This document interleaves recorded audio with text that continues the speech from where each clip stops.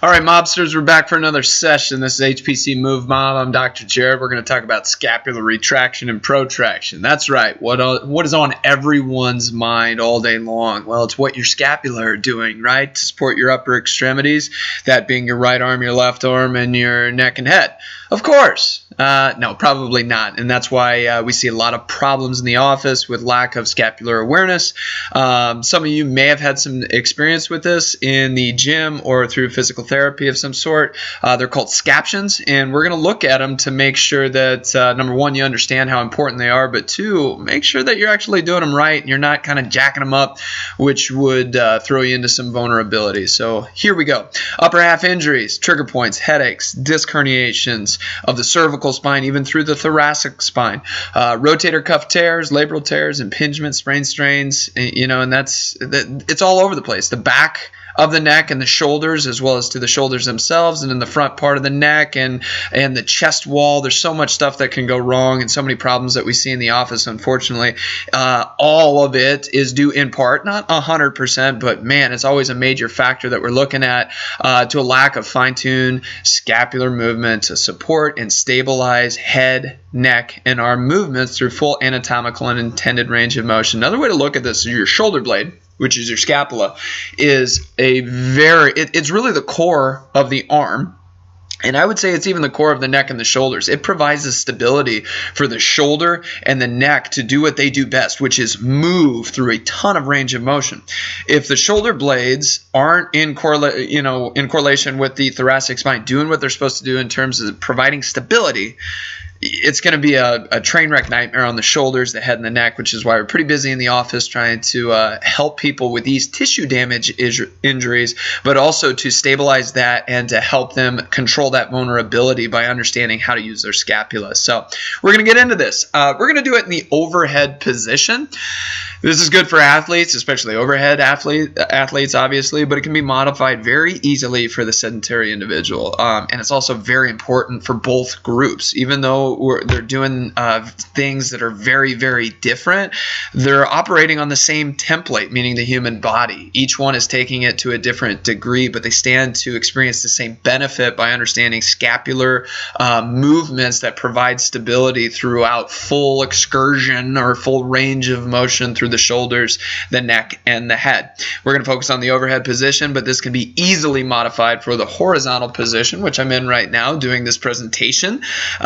It doesn't matter whether I'm standing or sitting. I know a lot of people understand that sitting is the new smoking, but if I'm sitting, I can still jack up my back by the way I'm holding my shoulders, my scapula and thoracic spine, and that is the same if I'm standing. So really connecting the two is what allows for nice stability. If we can create core stability through the spine and awesome mobility through the proximal joint, meaning the hip and the shoulder, life is good for our patients. If we can't, or if the patient doesn't choose to go along that road, yeah, it's going to be a little bit of a struggle. So I want to give this away a little bit so you guys can understand it. We'll get going right here. You see, I'm going to do it in a handstand initially here. See me pop up. That's a very, very important thing, to be able to pop up. And when I'm popping up, I'm actually protracting through my scapula. It means it's coming around my rib cage and posteriorly tilting if I'm telling it to do that, which is not always what people are doing.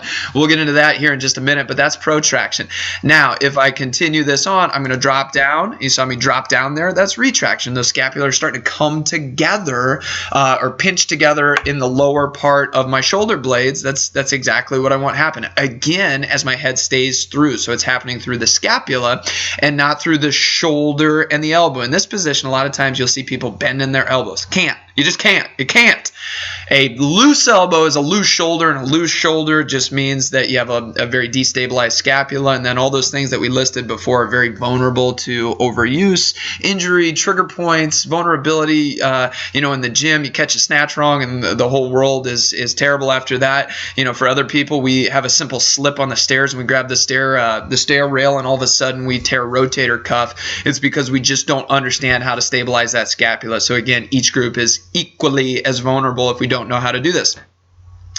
See me popping up and down. I'm really trying to relax down into that position, but guide a certain range of motion, really focusing thoracic spine or the mid-back, driving forward, chest through, and then all of that movement happening through the scapula. Now I'm going to switch. That was more of a compressive load, meaning my body was driving me down. This one is more distractive load, so gravity is stretching me out. There's my protraction, there's my retraction. Again, protraction down, retraction back, the whole time really trying to keep my chest forward so I'm not activating the lat, but instead hitting my good serratus, my lower traps, all those things that really allow us to stabilize the scapula. Now, the ever important side profile that's going to show how linear I am as opposed to making check marks throughout the body. Now, I'm not perfect, but I think I'm doing a pretty good job here. As you see, I'm pretty darn straight as I'm coming down and through.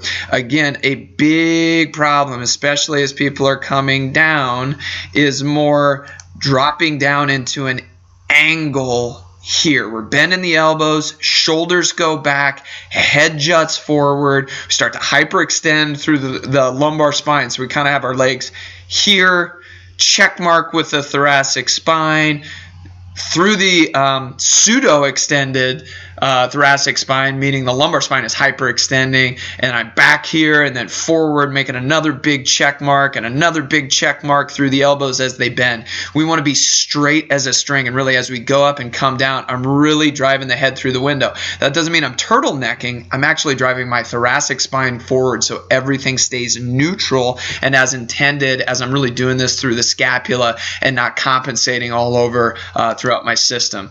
Here again, couple more of those. Well, drop down, and now we're going to go with the side profile from the bar hang. And again, you'll really see it. Watch my head as it stays through, especially as I come up. A lot of times people will be back here, locking down with a lat. You're just missing the envelope here. We want to drive straight up. Got a little bit sloppy there, but corrected before I came down. But it's really there. That was a good one coming straight up. It's a very difficult thing to do. So if there's a little bit of difficulty with that, no worries. If you don't have as much range of motion as I have, no worries. This is something that, if you have any type of shoulder issues or you don't want to have any type of shoulder and neck issues, it's a really good prep recover thing just to kind of assess how well am I in tune with the stabilization complex of my upper half, meaning how well am I providing the core of my arm or the scapula to be stable so that I can move effortlessly and fluently through full excursion of movement, full range of motion through the neck, the head, and the shoulders. Guys, hope this helps,